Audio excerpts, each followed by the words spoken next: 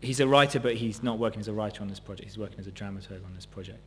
And just to have that input, we've always felt like our work sits somewhere between dance and theatre, and yet we have kind of not botched, but a little bit felt like we've the scenes have kind of been more hastily rehearsed due to the nature of the amount of time it takes to make dance material. And we had this idea of like, can we really try and get some kind of equality in this and really treat the story and the spoken scenes as equal, to this, because we're a group of dancers, so we know more about rehearsing dance. And to have this Stephen, who's been around a lot, which has been great, to have that influence, like someone who is used to working with words and is used to working in theatre with actors, and that's been the main difference. It's been a really different for this project. Really interesting approach that he's brought. Yeah.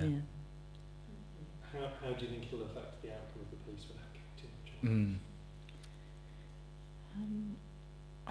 I hope it's going to make it a better piece than pieces we've done. I think there's also something of the struggle between us, which has been the friendly struggle between us, which has been good in that it's made us realize things that you have to suddenly kind of articulate things about your work and your process which you haven't had to before, and defend in it. We found ourselves kind of defending dance and material.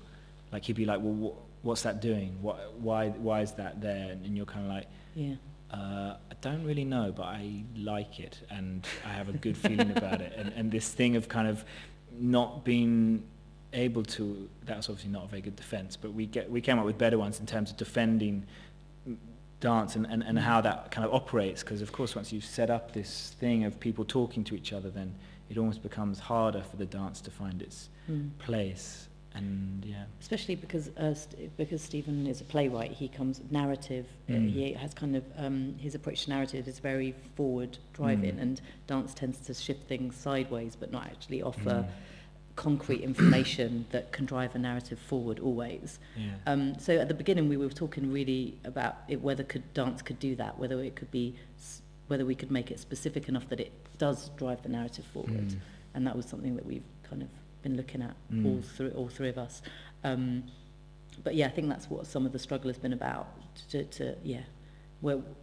Whereas he's looking for the narrative reason for dance and movement to be there, and we're coming for a more kind of abstract approach.